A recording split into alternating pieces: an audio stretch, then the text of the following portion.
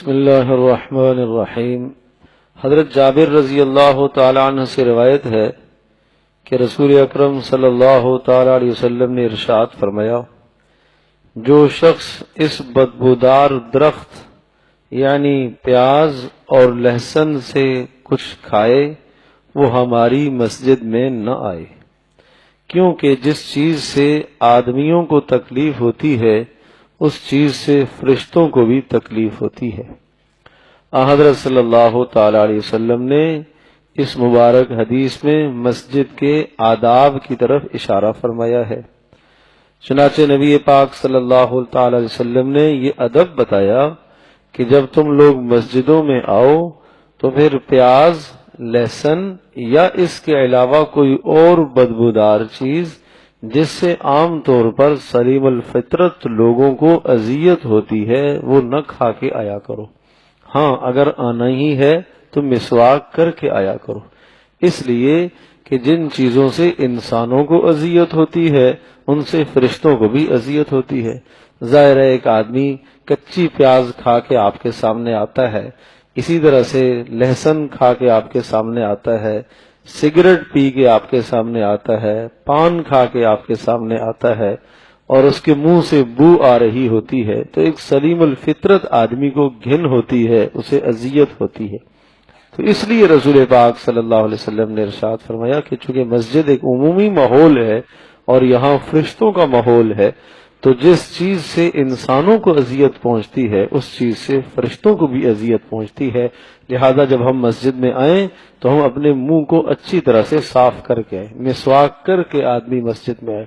اسی طرح سے مسجد کی نظافت، صفائی ستھرائی کا خیال رکھا جائے۔ وضو خانوں کے اندر نسوار کی بیڑیاں آدمی نہ ڈالے جس سے دوسرے لوگوں کو اذیت اور تکلیف ہوتی ہے، کہ ایک آدمی جو اس چیز کو استعمال نہیں کرتا اسے یہ منظر دیکھ کر طبعاً کراہت ہوتی ہے۔ ایک آدمی وضو کرتا ہے اور وضو کے دوران وہ بلغم تھوکتا ہے تو اسے چاہیے کہ وہ پانی بہائے، اگر نہیں بہائے گا تو دوسرے مسلمان کو وہاں جب وہ وضو کرنے بیٹھے گا تو اسے اذیت ہوتی ہے۔ حضرت صلی اللہ تعالی وسلم نے تو اندازہ کیجئے کہ جو پیاز اور لہسن کھانے کی چیزیں ہیں ان کے متعلق ارشاد فرمایا کہ یہ کچی چیزیں تم کھا کر مسجد میں نہ آیا کرو۔ ہاں پکا کر ان کی جو بو ہے اس کا اثر اگر چلا جائے اور پھر کھائے اور مسجد میں آئے تو کوئی مذائقہ نہیں ہے۔ غرض یہ کہ آپ جب مسجد سے میں آئیں تو آپ سے کوئی ایسا عمل نہ ہو جس سے دوسرے مسلمان کو اذیت ہوتی ہو، اس لیے ارشاد فرمایا جن چیزوں سے انسانوں کو اذیت پہنچتی ہے ان چیزوں سے فرشتوں کو بھی اذیت پہنچتی ہے، تو اس لیے اس ادب کا خیال رکھا جائے۔ ایک اور حدیث میں حضرت صلی اللہ علیہ وسلم نے یہ ارشاد فرمایا، حضرت عائشہ رضی اللہ تعالی عنہا ارشاد فرماتی ہیں کہ امر رسول اللہ صلی اللہ تعالی علیہ وسلم ببناء المسجد فی الدور وان ينظف ويتطیب او کما قال، کہ رسول اکرم صلی اللہ علیہ وسلم نے ہمیں محلوں میں مسجدیں بنانے کا حکم دیا کہ جہاں ضرورت ہے وہاں مسجدیں بناؤ، اللہ کے گھر بناؤ، اس سے اللہ پاک کی رحمتیں متوجہ ہوتی ہیں۔ اور دوسری بات حضرت صلی اللہ علیہ وسلم نے یہ بھی ارشاد فرمائی اور ہمیں حکم دیا کہ تم مسجدوں کی صفائی ستھرائی کا خاص خیال رکھا کرو اور مسجدوں میں خوشبو کے استعمال کا اہتمام کیا کرو، کہ جب تم مسجد میں آؤ تو خوشبو استعمال کر کے آؤ۔ حضرت صلی اللہ علیہ وسلم کے زمانے میں مسجد کو خوشبو سے دھونی دی جاتی تھی، تو اگر کسی آدمی کے پاس حیثیت اور استطاعت ہے تو وہ اس کا بھی اہتمام کرے۔ یہ مسجد کے آداب میں سے ہے کہ خوشبو خود استعمال کر کے آؤ اور مسجد میں دھونی دینے کی کوشش کرو تاکہ خوشبو والا ماحول ہو، کوئی ایسی بدبودار چیز یہاں نہ ہو۔ خاص کر کے اس کا بھی خیال رکھا جائے کہ کپڑوں کو بھی صاف ستھرا کر کے آدمی مسجد میں آئے۔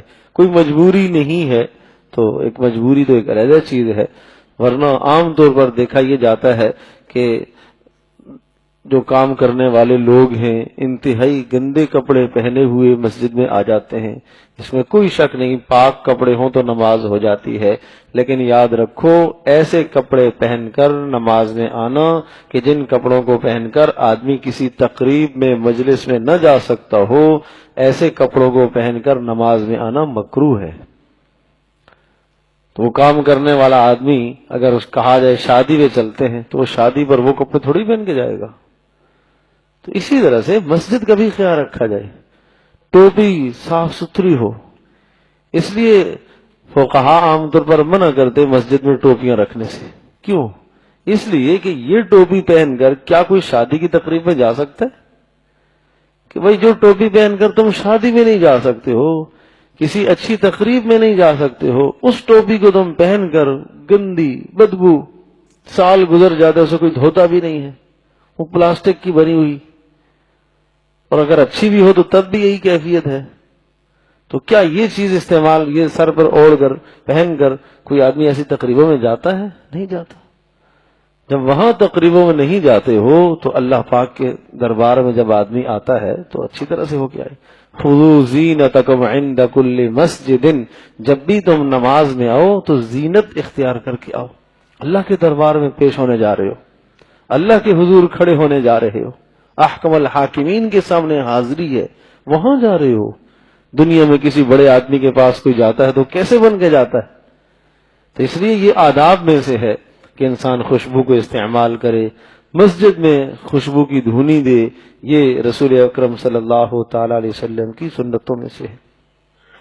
ایک حدیث میں حضرت صلی اللہ علیہ وسلم نے ارشاد فرمایا، جنبوا مساجدکم صبیانکم، کہ اپنے بچوں کو مسجدوں سے دور رکھا کرو، اپنے بچوں کو مسجدوں سے دور رکھا کرو، مسجدوں کو بچوں سے دور رکھا کرو، چھوٹے بچوں کو مسجدوں میں نہ لایا کرو، ایسے بچے کہ نماز کے دوران وہ رونے لگ جاتے ہیں، نماز کے دوران بسا اوقات امام کی تکبیر کے ساتھ وہ بھی تکبیر کہنا شروع کر دیتے ہیں۔ ارے بھائی ان کی گھر میں تربیت کرو۔ ہم جو لے کے آیا ہے وہ صاحب خوش ہوتا ہے کہ جناب میرا بچہ دیکھو اللہ اکبر کر رہا ہے، بھائی اللہ اکبر گھر کرے، اب یہ مسجد میں سب نمازیوں کی نماز اس نے خراب کی، خشوع خضوع خراب ہوتا ہے اس سے۔ اور ایسے بچے جو طہارت اور نظافت کی رعایت نہیں کر پاتے ہرگز نہ لائے جائیں، ہرگز مسجد میں نہ لائے جائیں۔ 4 سال 5 سال 3 سال کا بچہ جو پیشاب کرنے کا خدشہ اور خطرہ ہے تو یہ ظلم کی بات ہے، وہ مسجد میں لے آتے ہیں، اگر وہ اس کا پیشاب خطا ہو جاتا ہے تو شرما حضوری میں انتظامیہ کو بتاتے بھی نہیں ہیں، خادم مسجد کو بتاتے بھی نہیں ہیں، جب نہیں بتاتے تو وہ جگہ تو ناپاک ہو گئی، اگلا نمازی کوئی آ کر نماز پڑھے گا وہ تو ناپاک جگہ پر نماز پڑھاؤ، اس کو کیا پتہ بیچارے کو، اس کی نماز تو نہیں ہوئی، اس کا گناہ کس کو ملے گا؟ جو بچہ لے کے آیا ہے۔ تو ایسے چھوٹے بچوں کی تربیت اپنے گھر میں کرو، اور اگر تھوڑا سا بچہ بڑا ہے، 7 سال کا ہے، 8 سال کا ہے، 10 کے قریب بلوغ سے پہلے ہے تو ٹھیک ہے انہیں لایا جائے، لیکن اپنے ساتھ کھڑے رکھا کرو، ایک کنارے میں آدمی کھڑا ہو جائے، بچے کو ساتھ کھڑا رکھے تاکہ بچے کو کسی قسم کی شرارت کا موقع نہ ملے۔ اور جب بچے بڑے ہو جائیں، 11 سال کے 12 سال کے بلوغت کے قریب آ گئے ہیں، اب اگر وہ صفوں میں کھڑے ہو جاتے ہیں تو کوئی مذائقہ نہیں، اب ان کو پیچھے نہ کیا کرو، یہ پیچھے کرنا یہ بھی آداب کے خلاف ہے۔ تو آپ نے ارشاد فرمایا کہ چھوٹے بچوں کو مسجدوں سے دور رکھو، وَمَجَانِينَكُمْ، پاگلوں کو دیوانوں کو بھی مسجدوں میں نہ آنے دیا کرو۔ دیوانے کیوں؟ اس لیے کہ وہ بھی طہارت نظافت کی رعایت نہیں رکھ پائیں گے۔ اور وَشِرَاءَكُمْ وَبِيعَكُمْ بَيْعَكُمْ، مسجدوں میں خرید فروخت بھی نہ کیا کرو، اس لیے کہ مسجد تو عبادت کی جگہ ہے، یہاں خرید فروخت نہ کرو۔ وَخُصُومَاتِكُمْ، اور مسجدوں کو جھگڑوں سے دور رکھا کرو، مسجد میں جھگڑا نہیں ہونا چاہیے، لڑائی نہیں ہونی چاہیے، بات چیت اونچی، ورفع اصواتکم، اونچی آواز سے مسجد میں بولا بھی نہ کرو، رفع اصواتکم، بلند آوازیں مسجد میں نہ کیا کرو جس سے دوسروں کو اذیت ہو، نمازوں میں خشوع اور خلل میں، نمازوں کی خشوع میں خلل واقع ہو۔ وَإِقَامَةِ حُدُودِكُمْ، اور ارشاد فرمایا کہ مسجد میں حدود کو قائم نہ کیا کرو۔ اسلامی عدالتیں جب ہوتی تھی چور کے ہاتھ کاٹے جاتے تھے، زنا کرنے والے کو رجم کیا جاتا تھا یا کوڑے لگائے جاتے تھے. تو اس قسم کی حدود مسجد میں نہ قائم کرو. وَصَلِّ سُيُوفِكُمْ، اور مسجدوں میں اپنے اسلحہ کو بھی نہ نکالا کرو. یہ مسجد کا احترام ہے. مسجد کے احترام کی خاطر ان تمام باتوں کا خیال رکھو. یہ سب چیزیں، چھوٹے بچوں کو لانا، جھگڑے کرنا، پاگلوں کو مسجد میں لانا، خرید فروخت کرنا، اونچی آوازیں مسجد میں بلند آوازیں کرنا، یہ سب چیزیں وہ ہیں جو مسجد کے آداب کے خلاف ہیں. اور پھر آپ علیہ السلام نے ایک بات ارشاد فرمائی، یاتی علی الناس زمان یکون حدیثہم فی مساجدہم، ایک وقت آئے گا کہ لوگوں کی بات چیت مسجد میں ہی ہوا کرے گی. ساری دنیا کی باتیں، قصے، کہانیاں مسجد میں آ کے سنائیں گے ایک دوسرے کو. فی امر دنیاہم، دنیاوی معاملات میں، دنیاوی معاملات کی باتیں مسجد میں آ کے کریں گے. اور جب تم ایسے لوگوں کو دیکھو، فلا تجالسوہم، ان کے پاس ہرگز نہ بیٹھو. فلیس للہ فیہم حاجۃ، اللہ تبارک و تعالی کو ایسے لوگوں سے کوئی سروکار نہیں ہے. مسجد کے اندر دنیا کی باتیں کرنا کتنا بڑا جرم ہے. ہاں، وہ باتیں جو عمومی طور پر مسلمانوں کے اجتماعی اور ملی مسائل کے بارے میں ہوں، خاص زندگی کے کسی بھی شعبے سے متعلق ہوں، تو اس قسم کی مشاورت مسجد میں جائز ہے. جیسے کہ نبی پاک صلی اللہ تعالی وسلم سے لوگ آ کر مشاورت فرمایا کرتے تھے، اپنے گھر کے معاملات کی مشاورت کیا کرتے تھے. لیکن وہ بات کہ جس کا نہ دینی فائدہ، نہ دنیاوی فائدہ، اور نہ معاشرتی زندگی سے فائدہ، محض لغویات، محض بیہودہ باتیں، یہ تو بالکل مسجد میں جائز نہیں ہے. اسی طرح سے جب مسجد میں آئیں تو اپنے موبائل فون بند کر کے آئیں. اول تو نہ لائیں، لاتے بھی ہیں تو بند کر کے آیا کریں.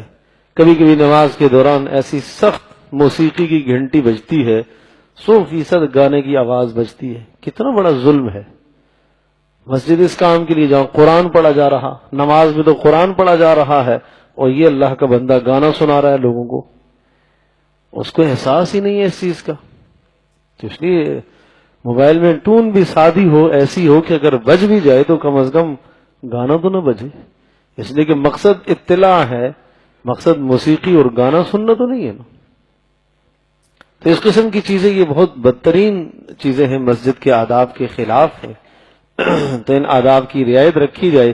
حضرت صلی اللہ تعالی علیہ وسلم نے جو یہ باتیں بتائی ہیں، آج سے ہم ان باتوں کی رعایت رکھیں. چنانچہ عرض کیا کہ حضرت صلی اللہ علیہ وسلم نے ایک ادب تو یہ بتایا کہ مسجدوں کو صاف ستھرا رکھا جائے، مسجدوں کو دھونی دی جائے، خوشبو کی دھونی دی جائے. اسی طرح سے ایک ادب یہ بتایا کہ بدبودار چیز کھا کر آدمی مسجد میں نہ آئے. کچی پیاز، کچی لہسن، اسی طرح سے اور دیگر چیزیں جو بدبو پیدا کرتی ہیں، سگریٹ ہے، نسوار ہے، اس قسم کی جتنی بھی چیزیں، آدمی ان سے اجتناب کرے، اس لیے کہ ان سے فرشتوں کو اذیت ہوتی ہے. اسی طرح سے یہ ادب میں بتایا کہ بچوں کو دور رکھو، پاگلوں کو دور رکھو، خرید فروخت مسجد میں نہ کرو، جھگڑے مسجد میں نہ کرو، آوازیں مسجد میں بلند نہ کرو. اسی طرح سے حدود مسجد میں قائم نہ کرو، اسلحہ مسجد میں نہ نکالا کرو، اور مسجد میں باتیں نہ کیا کرو. اللہ پاک ہم سب کے لیے عمل کرنا آسان فرمائے.